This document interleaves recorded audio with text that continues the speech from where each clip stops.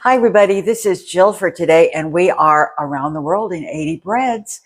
Today, we're going to Sweden. Sweden is kind of one of the first places that the cinnamon roll was born. One of the most unusual distinctions between what we are considered a cinnamon roll and what Swedish cinnamon rolls kind of tend towards. They use cardamom, which I have not seen in a cinnamon roll recipe before. And I've made cinnamon rolls before, and I'll bet it's been 30 years since I did. The other thing is it doesn't have what we consider the ooey gooey cream cheese frosting on top.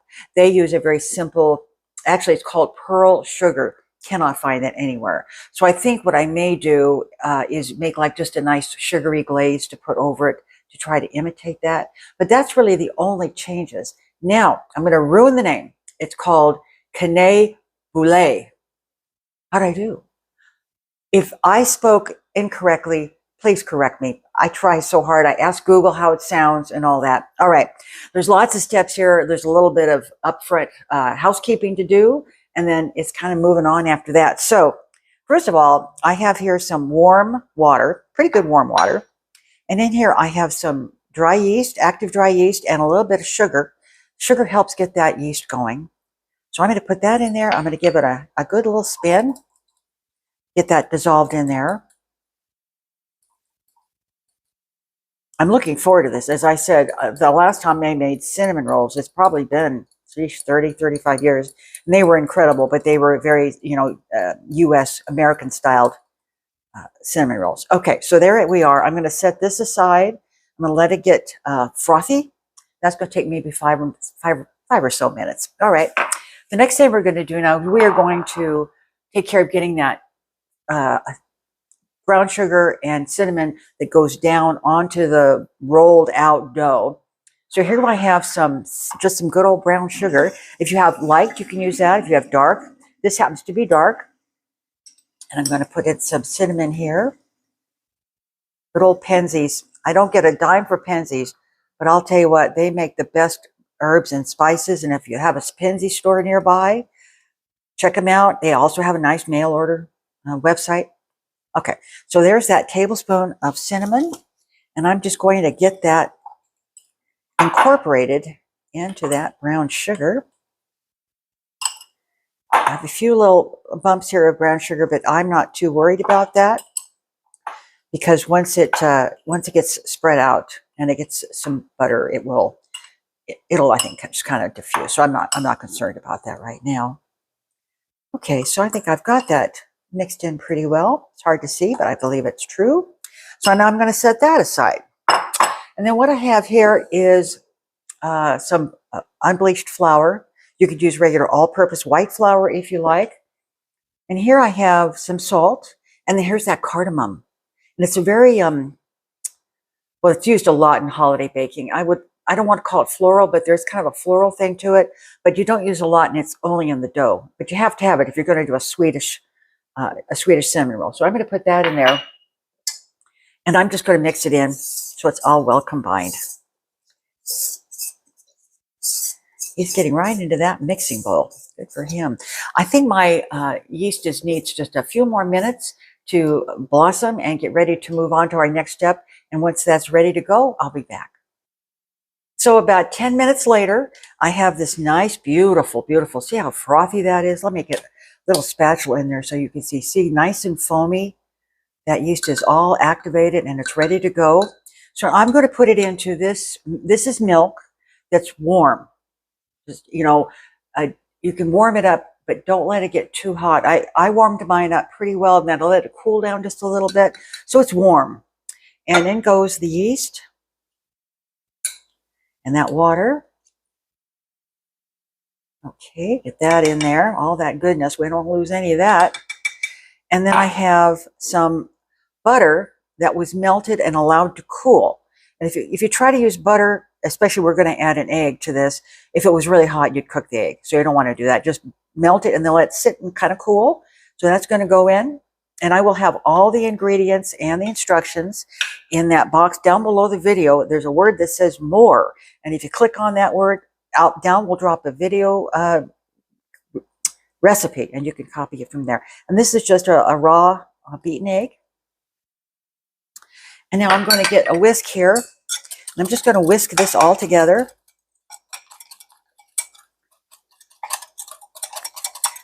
And now I'm going to add a little bit of sugar to this. That's granulated sugar.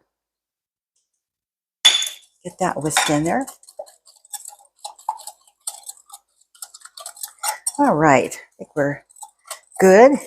Yeah, I think that's good. Okay, so now what I'm going to do is I got a new mixer. You know, many of you who you've watched me, the mixer I had was a beautiful mixer, humongous, and it was too much for me. I could barely operate it because it was so heavy. So now I have a nice little KitchenAid here, which makes me very happy because it's a nice mixer. All right, so I've got some flour here, and I've got, as I said, the cardamom and the salts in here. So I'm now going to add this liquid mixture to it.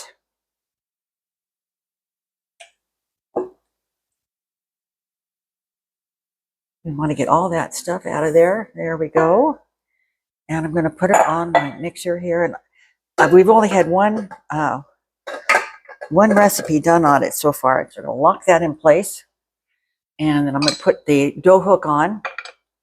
If you don't have a mixer with a dough hook, you can do this by hand. I'm just lazy. Okay, I think we've got that there. There. All right, we're going to bring this down. And what I'm going to do is I'm going to get this mixed up.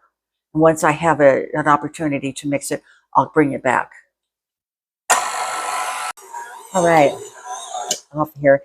This has been kneading for about 5 minutes. It didn't take a long time. And up we go. I'm going to take it off my mixer here. I thought I locked that. There we go. Nope, I haven't got locked yet. Got to be careful. No, it's not. Isn't that interesting? To check into that. Why it's not locking.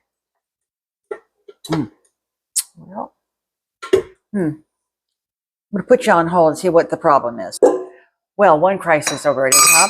Thanks. I'm just not used to the mixer, and the director was kind enough to come over and help me figure out what I was doing wrong. So I'm going to put a little flour here. This is pretty well kneaded, but I've always felt that anytime you make bread, and even if it's done in the mixer, you need to give it a little personal love. Oh, this is wonderful dough, though. Oh my gosh, I don't need any of that flour, that's for sure. So what I'm doing here is I'm just going to give it a quick little knead. And if you watch here, what I do, and I think everyone's got kind of a different technique, but what you want to do is just fold that dough over on itself and push down. And don't ever be afraid. It loves to be beat up. So I'm just going to do that, kind of give it a few minutes worth of good old TLC here. Bunch that up down there. Then I'm going to bring in a bowl here. And I have to tell you, this bowl, my mother, I can't think of how many times she made cinnamon rolls in this bowl. She received this bowl when she got married. And that was like in 1945. And I was so grateful that I got the bowl when she passed away. She let me have it beforehand. So this is what we're going to do. We're going to put some plastic wrap over this.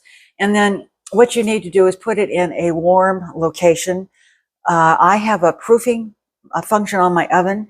If it's really warm, you can just leave it on the counter. But if it's cold, what I would suggest you do is turn on your oven light, not the oven, but the oven light. And then you could put it in there, and that'll kind of create that warmer environment for your dough to rise.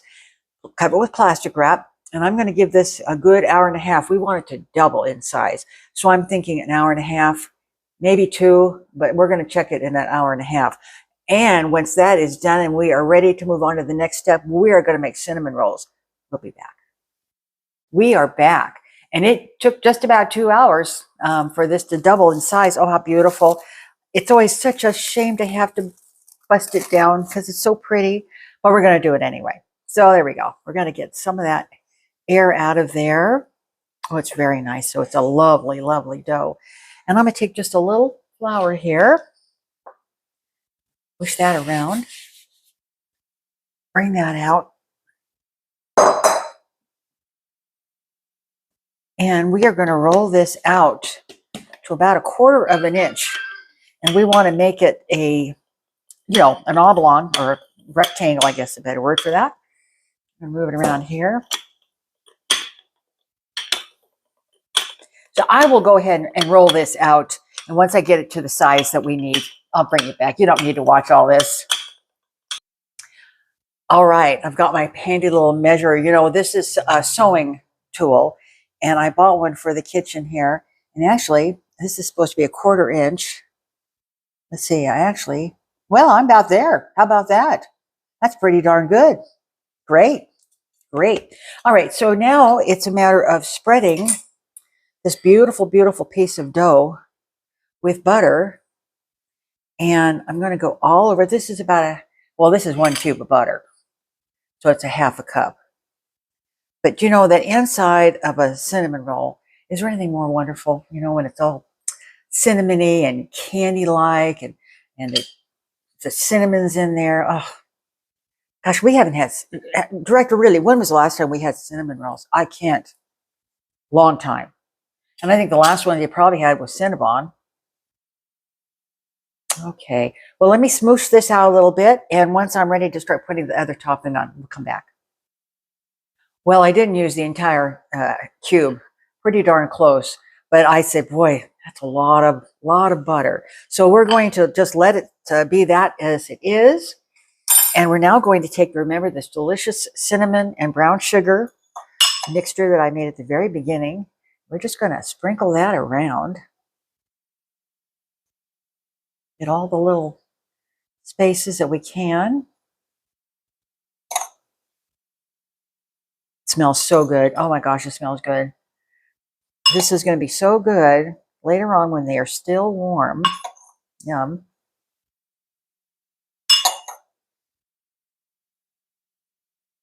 You know, I know it's probably not Swedish. I mean, all the recipes I checked, and they all were the same, really. None of them had nuts in them.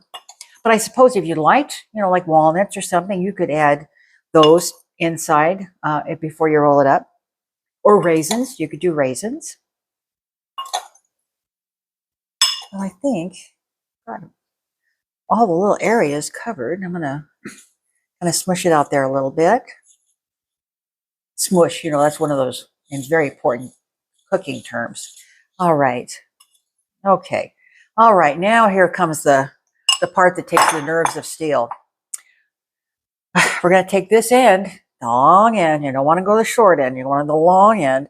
And it's just a matter of really trying to just start it both in the center and kind of work out. Make it tight. And really, this is it. It's just slow going because you want to make sure you get, as I said, nice tight roll. And everything gets tucked in. And just go back and forth and back and forth. Once I get to the very end, we'll come back and we'll do our cutting. Right, we are at the end here. I'm going to bring it back over to me and take that seam there and just kind of pinch it closed. It'll go on the bottom, you know, so it won't be open. It'll seal up pretty good as it bakes. But we're just going to do a little pinching action here just to give it a head start there. And then I'm going to turn it back over here, and then I'm just going to pinch these ends. So when I start to cut, you know, it's just not going to, I feel like it just wants to push out there. So I'm just going to give that a little pat there. And we want to cut these in 1 inch portions. Where's my little measuring thing here? There it is. So if I wanted to get real technical, I could actually do that. That's not a bad way to do it.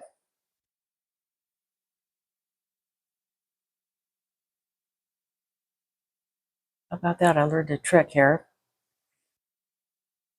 I'm not sure how many I will get out of this. Okay, my bad.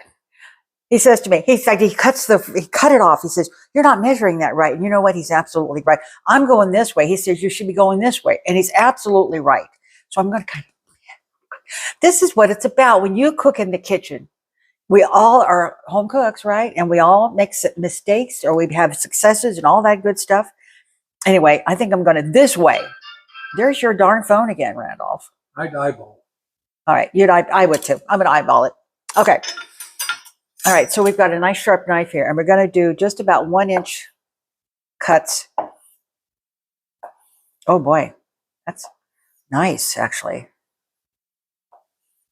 I wish that I could get an even cut, though. You know, this is the one thing about me that he hates, is that when I go to cut French bread or bread, anything, it's never ever straight. All right, I'm going to cut the rest of these up, and we'll be back. There are a lot of cinnamon rolls here. Oh boy, I may even have to use 2 trays. So I'm going to just start, put this one up like that. Start laying them out. Maybe about, you know, I mean, this is me. Now, I don't know whether this is how the Swedes do it, but I like them a little closer together. So when they bake, they, you know, they don't go so much out as they go up. So that's just my technique. And I see here a couple places that I have little bits of cuts that didn't quite go through, but those look real nice. Look at that. Yeah. I'm going to probably, I know I am, I'm going to get another tray out, and I'm going to finish spreading these out.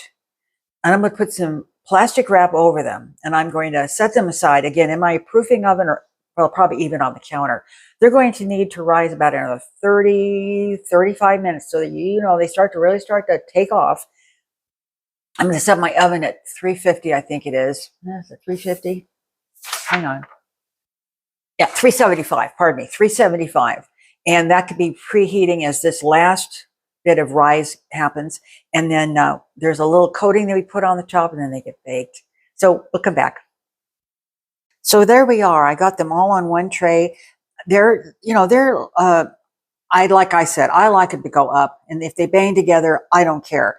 That's how I like my cinnamon rolls. And I don't know how they did. All the instructions did not say how far apart to put these on the cookie sheet. So there you go. All right, I'm going to cover them with plastic wrap, give them about 35 minutes. I'm going to set my oven to 375 and get my topping ready to go. And then that's it. We'll be ready to put these in the oven. It took about an hour. No, that's not correct. About 45 minutes. I wanted to make sure they were really, you know, puffed up, and they look wonderful. See, they're touching now, and that's how I like to do them.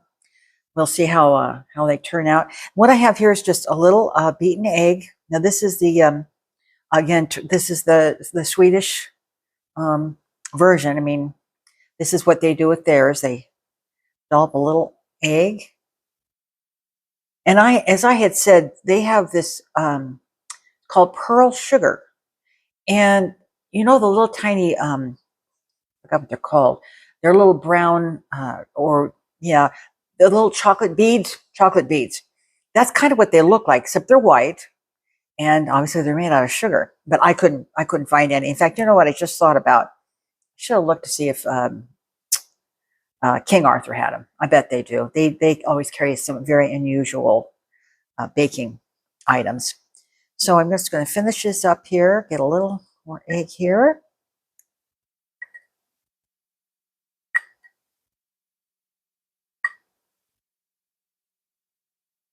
And then I have just some plain sugar. If I'd had their pearl sugar, I would have used that, of course. And here's that wonderful Jean Lemon shaker. You can use it for anything. You use it for flour. You can use it for sugar. You can use it for cocoa, whatever. And you just fill that little reservoir there with your sugar or whatever. And it's got nice little perforators. You just kind of little wand it there. And I suspect, you know, with the sugar, and the egg, it should probably, I would suspect it's going to make like a little nice little crust on it. I think I've got most of them here. I think I've got them all. Okay. This is going to go into my 375-degree oven. The rack is not quite, you know, in the middle, just that little rack below the middle. And these should take between 35 and 40 minutes. You know, should look really nice and golden brown. And of course, that butter and sugar and all that should be bubbling. And I can't wait. He can't wait. We will be back when we are ready to take them out of the oven. We have been debating, after bringing these out of the oven, trying to decide which one is the perfect one to try as a sample. They did turn out nice. They cooked about 35 minutes. And they were, like I said, I don't care whether they're smushed together because it gives them a little more. Okay, anyway, enough being said.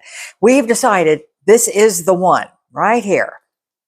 So I'm going to pull this one out. Oh gosh. I tell you what though, the fragrance, the aroma, whatever you want, you adjective, oh, right? Yeah. Oh man, I'm telling you what. Very much like fresh baked bread. There's the bottom. Nice, very nice. Very much like baked bread. Yes, you're absolutely right. Okay, I'm gonna put it here on the plate here. Just a moment. Let me get kind of canoided here. Okay, there we go. Now, I'm going to slice this in half.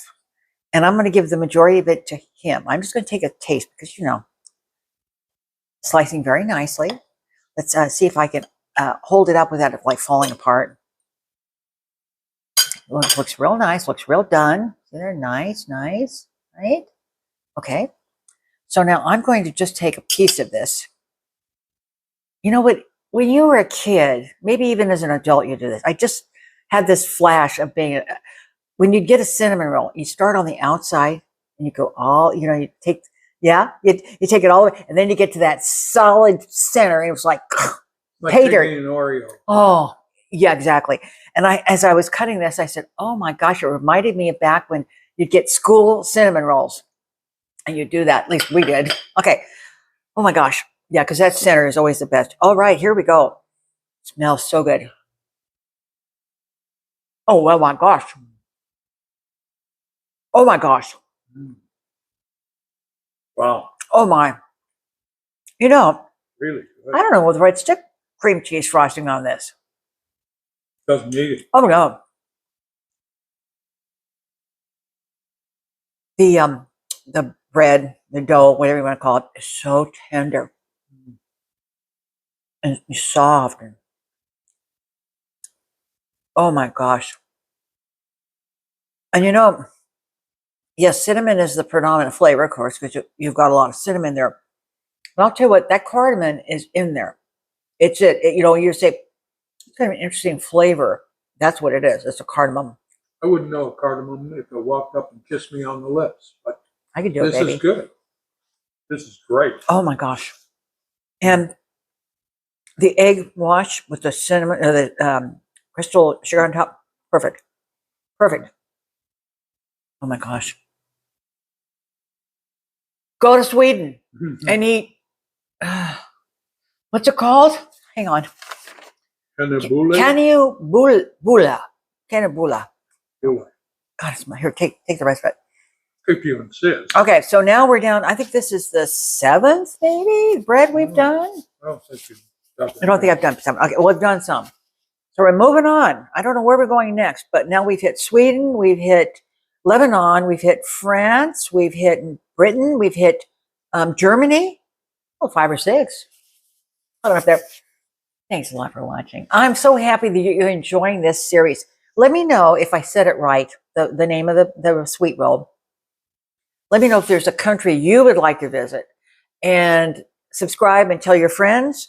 And hit that like button, because, you know, the one that says like, dislike, because those algorithms love that thumbs up thing happening there. Take care, everybody. See you soon. Peace.